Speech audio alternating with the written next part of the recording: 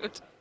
All right. So Bruce Watson is our next speaker, and Bruce is the Chief Executive for WorkCover at Queensland. So thank you very much for joining us. Over to you. Thank you, and good afternoon, everyone. It's great to be here in your beautiful state. We left pouring rain up there. Anyway, came down here, and I think the first day was beautiful. The second day was raining, but never mind. It's good to be here. We need it, don't we? That's right. All over the country. I might just take a couple of minutes and just first off just talk a little bit about my journey. So I started off as a coal miner, electrician in the coal mines underground for 11 years. And during that period of time, I had a lot of injury and death around me, personal friends, and so you can see why probably I might have headed up where I am today. But also during that time, I lost my dad when I was quite young, and that really taught me that you're here for a short time and to make a positive difference every day. So I went about my business in the sense of, I guess, trying to make a positive difference every day, and I ended up moving into a site union official's role because I wanted to improve the safety. That very, very quickly fast-tracked into a role where I wasn't happy with the way that the regional office of the union was operating, taking members' money, and that wasn't a good value proposition. So being a person wanting to make a positive difference, so I put my hand up to take on a union role. And of course taking on the mighty miners' union. And after my wife and I suffering death threats and other things and being told to leave the country for a month by the police, or detectives, I found that I'd won the ballot, and I thought, what next? So what have I got myself into? Anyway, I really set around trying to make change, and I was very happy to do that, very pleased to be able to achieve a lot of improvements of safety in the mining industry. I had the opportunity to meet Nelson Mandela in South Africa, and we were instrumental in putting the new mining laws and legislation for safety in mining in South Africa, post-apartheid. And during that time, well, very quickly, also I was supported to become the National Secretary of the Mining Union, of which I held for 10 years. Very interesting culture, I can tell you. More energy is focused on the infighting than there is on the, you think it's, you read about what's happening outside, but most of the energy is spent inside. And I worked really hard to bring about some unity. I said, union's all about unity. So, purpose. I really had to get that organisation to actually think about what its purpose was and understand it, because they'd never in 100 years, never had thought about what their purpose was.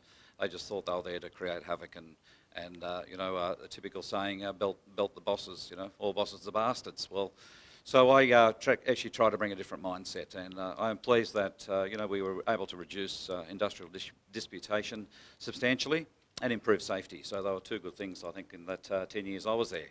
I wasn't everyone's favourite. I moved people on, the bad, the people that weren't aligned to the organisation, and that was pretty hard and costly, but the organisation was much better. I then moved on to, well, during that time I was a director of the super fund, the industry super fund, Auscol Super, and in that time I became chair of the fund when we merged a couple of super funds.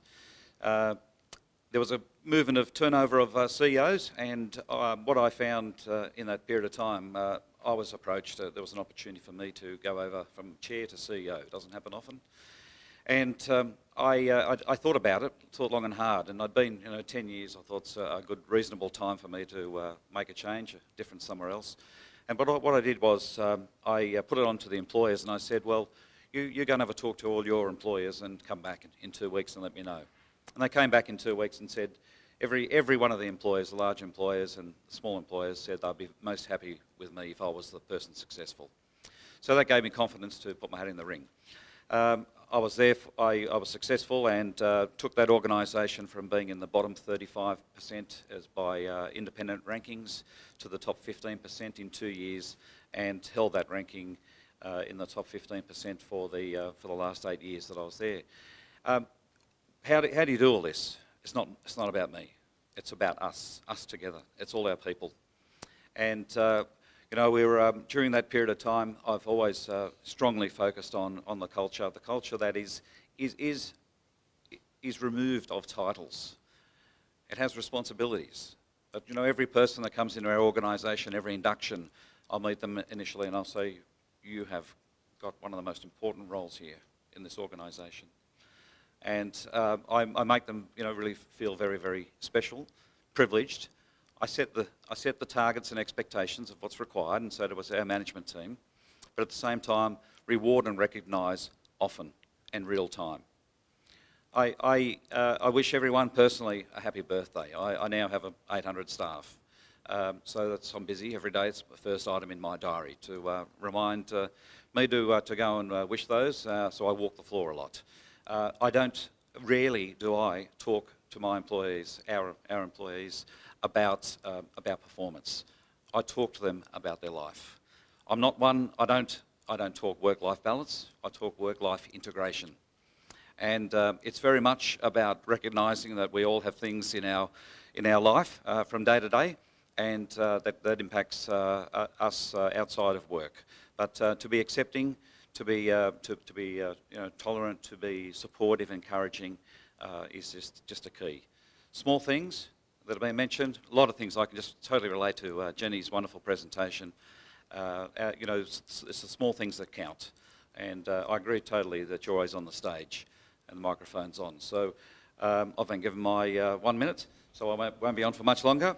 Can I just say though that I think the role modelling is so important. And one example, I had an IT manager. Our engagement in this new place, I've only been there for 18 months, and we had an engagement score very, very quickly from after I started, and it was in the high 70s, but that was good. I was quite amazed. Sustainable engagement, global benchmark.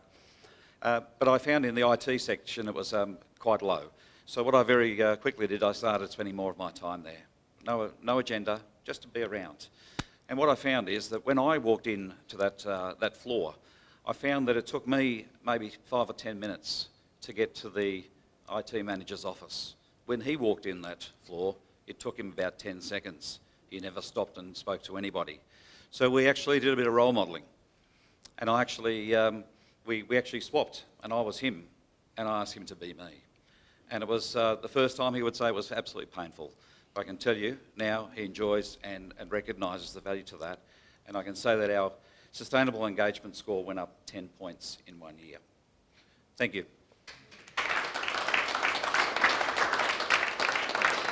Thank you, Bruce. Some really great insights. I think I'm going to personally take one of those on board, and I'm glad that you walked the talk, so to speak, in terms of driving the behaviour that you wanted to see around you. So really, really good speakers so far. Thank you.